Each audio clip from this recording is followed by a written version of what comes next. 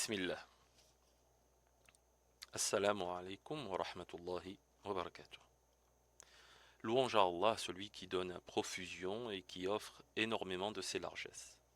Il est le détenteur d'immenses grâces, de bonté et de faveur. J'atteste qu'il n'y a de divinité véritable qu'Allah seul, sans associé. Et j'atteste que Mohammed est son Seigneur et son messager, le doté des plus nobles et honorables caractères. Que la paix et la bénédiction d'Allah soient sur lui aussi longtemps que la terre et les cieux existeront. Cela étant dit,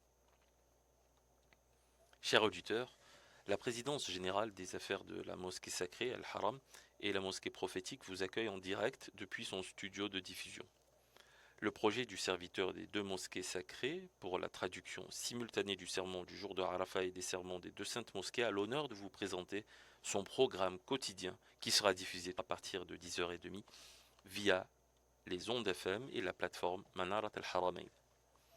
Ce programme abordera les règles juridiques du Hajj ainsi que ses finalités, et ceci en 10 langues. Soyez donc au rendez-vous pour vous ressourcer tout au long de cette période. J'implore Allah, le Tout-Puissant, d'accepter nos œuvres pieuses ainsi que les vôtres. Louange à Allah et que sa paix et sa bénédiction soient sur le messager d'Allah. Après cela, nous allons aborder, par la volonté d'Allah, l'histoire de la construction de la Kaaba au temps du prophète Ibrahim. Et ensuite, nous évoquerons ensemble l'exégèse du verset 125 de la sourate Al-Baqarah. Avant ça, parlons du prophète Ibrahim alayhi salam. L'un des prophètes les plus souvent mentionnés dans le Coran est Ibrahim. Le Coran parle de sa foi inébranlable en Allah, qui lui a d'abord demandé de rejeter son peuple à cause de son idolâtrie, et qu'il a plus tard testé de multiples façons. Dans l'islam, Ibrahim est décrit comme un pur monothéiste qui appelle son peuple à l'adoration exclusive d'Allah. Ce monothéisme strict n'est pas sans lui faire subir diverses épreuves. Il se voit obligé de se dissocier de sa famille et de son peuple en immigrant loin d'eux. Il obéit aux ordres d'Allah par lesquels il est testé, mais par lesquels aussi il démontre à chaque fois sa fidélité envers lui. À cause de cette foi inébranlable qui était la sienne, le Coran parle de l'islam comme étant la religion d'Ibrahim, même si d'autres prophètes avant lui, comme Nuh, avaient appelé les gens à suivre cette même voie. Et à cause de son obéissance à chaque instant envers Allah, Allah lui a donné le titre spécial de Al-Khalil, ou serviteur bien-aimé, titre jamais donné à aucun autre prophète. Grâce à son excellent caractère, Allah a fait naître d'autres prophètes parmi ses descendants, dont Ismaïl, Ishaq, Yaqub et Moussa, qui ont tous contribué à guider les gens vers la vérité. Parlons désormais de l'histoire de la Kaaba. Il est bon pour un musulman de connaître un minimum sur l'histoire de la mosquée sacrée, de la maison sacrée, la Kaaba. Et ceci peut être compté comme un précepte de glorification des injonctions sacrées d'Allah. En effet, Allah dit « Et quiconque exalte les injonctions sacrées d'Allah s'inspire en effet de la piété des cœurs. » Certains versets du Coran révèlent la construction de la Kaaba par le prophète Ibrahim et son fils Ismaïl, alayhim as-salam, sur eux le salut. Ibrahim, sur lui le salut, avait, après avoir passé une partie de sa vie en Irak, émigra vers la terre bénie du Shem, à l'époque la Syrie, la Palestine. Pendant son séjour là-bas, il reçut l'ordre de la part d'Allah de conduire son épouse Hajar et son fils Ismaïl, sur lui le salut, vers un endroit déterminé, où il aurait à reconstruire plus tard la maison d'Allah. Allah dit à ce sujet, « Et quand nous indiquâmes pour Ibrahim le lieu de la maison, la Kaaba, en lui disant « Ne m'associe rien et purifie ma maison pour ceux qui tournent autour, pour ceux qui s'y tiennent debout et pour ceux qui s'y inclinent et se prosternent. » L'ange Djibril les conduisit alors vers une plaine aride et désertique, une plaine qui allait devenir plus tard la ville de Mecca. Comme le moment n'était pas encore venu de bâtir la Kaaba, Ibrahim, sur lui le salut, reçut l'ordre de laisser à cet endroit son épouse et son fils, et de retourner vers le Cham. En partant, Hajar lui demanda la raison de son geste, mais il ne répondit rien. Alors qu'elle le questionna à nouveau, elle finit par comprendre que c'est Allah qui lui avait donné l'ordre d'agir ainsi et de les laisser dans cet endroit désertique. Elle fut alors rassurée, car ayant la conviction qu'Allah ne les abandonnerait jamais.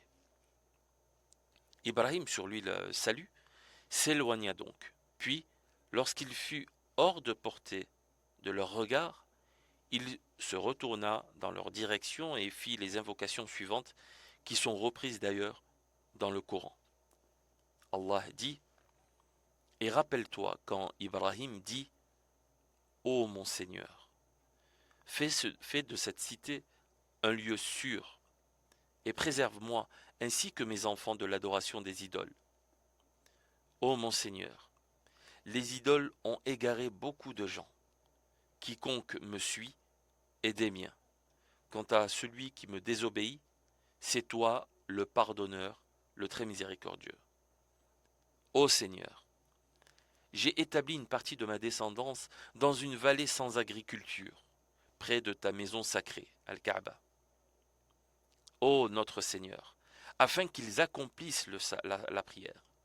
Fais donc que se penchent vers eux les cœurs d'une partie des gens, et nourris-les de fruits. Peut-être seront-ils reconnaissants. Fin du verset. Quelques années plus tard, alors qu'Ismaïl, sur lui le salut, était devenu un jeune homme, son père vint lui rendre visite à Mecca et lui annonça qu'il avait reçu l'ordre de bâtir une maison qui sera dédiée à son adoration, c'est-à-dire à l'adoration d'Allah. Il lui demanda alors de l'aider dans cette tâche très importante. L'ange Djibril avait déjà indiqué à Ibrahim l'emplacement originel de la Kaaba, où il ne subsistait plus qu'une petite colline. Ils mirent ainsi à jour les fondations restantes de la maison et commencèrent les travaux à partir de là. Le Coran nous informe de cet événement. Allah dit, et quand Ibrahim et Ismaïl élevaient les assises de la maison, ô notre Seigneur, accepte ceci de notre part, car c'est toi l'audient, l'omniscient. C'est ainsi que la Kaaba fut à nouveau bâtie. Mais d'autres récits nous laissent comprendre que la Kaaba existait avant Ibrahim, sur lui le salut. Cependant, il ne restait plus à son époque que les fondations recouvertes par la terre. La question qui se pose alors est de savoir quand, pour la première fois, la Kaaba a été bâtie. À ce sujet, il n'existe pas de tradition authentique et claire. La Kaaba fut la première chose à avoir émergé de l'eau. Il y a un certain nombre de récits historiques qui disent qu'au tout début de la création de ce monde, l'emplacement où se trouve la Kaaba fut la première chose à avoir émergé de l'eau, qui recouvrait alors la terre entière, sous la forme d'une écume blanche qui se solidifia peu à peu. Par la suite, les autres terres émergèrent à partir de cette petite portion. La Kaaba fut aussi bâtie par les anges, puis Adam. En effet, d'après d'autres traditions, il apparaît que ce furent les anges qui bâtirent les premiers la Kaaba, à l'image de Bayt el-Ma'mour, la maison visitée ou la maison pleine, qui se trouve au septième ciel et autour duquel les anges accomplissent le tawaf. Cette maison bâtie par les anges resta à l'abandon et ce fut Adam qui, beaucoup plus tard, reçut l'ordre de la rénover. Cette construction resta intacte jusqu'à l'époque de Noé, puis au moment du déluge, elle fut élevée au ciel. L'endroit où elle était située fut ainsi perdu et ce fut Ibrahim qui eut l'honneur, après que l'emplacement exact lui fut montré, de bâtir à nouveau la maison.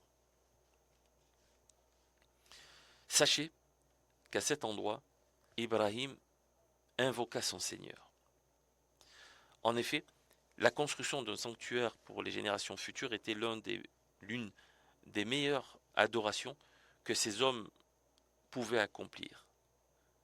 Tout en la construisant, Ibrahim et Ismaïl invoquaient leur Seigneur en disant « Seigneur, accepte de nous ce devoir que nous accomplissons.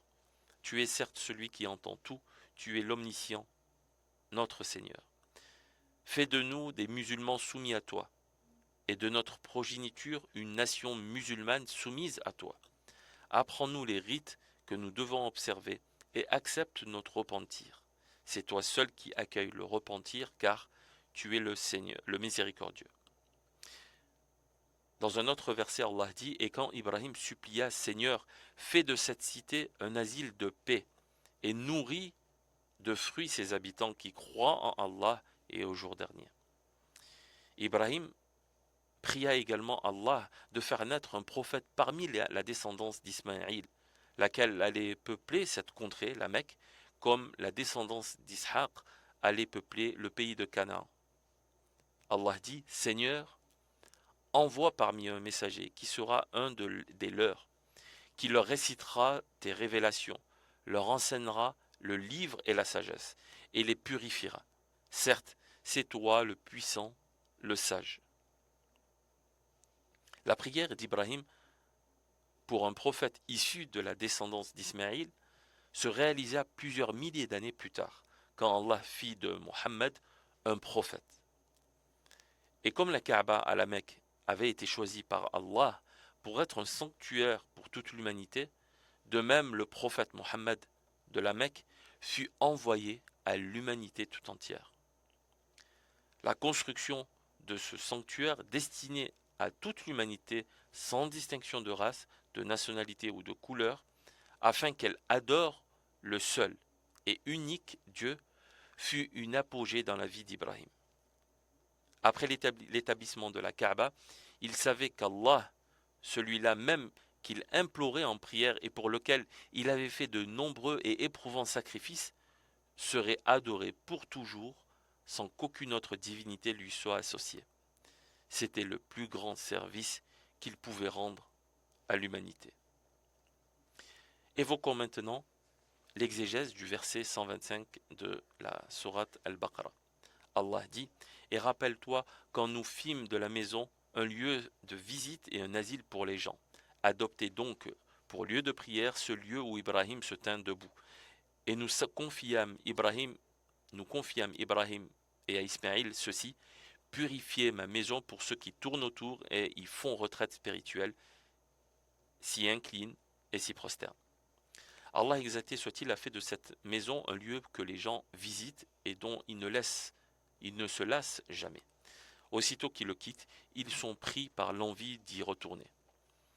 Allah exalté soit-il a implanté dans le cœur des croyants cet amour de la maison sacrée et cette envie insatiable de s'y rendre, car leur rang y est élevé, leurs bonnes actions multipliées, leurs péchés pardonnés. Allah exalté soit-il dit dans ce verset qu'il a fait de la maison antique un asile sûr pour ses serviteurs. C'est une enceinte sacrée où le musulman ne peut pratiquer la chasse, qui est licite ailleurs qu'à la maison sacrée et où il est interdit de s'intimider ou de s'entretuer, puisqu'Allah exalté soit-il dit « Et quiconque y entre est en sécurité ». Cela ne signifie pas qu'un mal ou un meurtre ne peuvent pas s'y produire, mais plutôt que celui qui y entre doit être sécurisé et mis à l'abri. Dans la période pré-islamique, les gens respectaient cette règle, si bien qu'on pouvait rencontrer le tueur de son père ou de son frère et s'abstenir de réactions hostiles à son égard jusqu'à ce qu'il sorte. Le prophète, paix et bénédiction sur lui, a dit qu'il est interdit d'effrayer ses oiseaux, de couper ses arbres, d'arracher les herbes ou d'y faire couler le sang.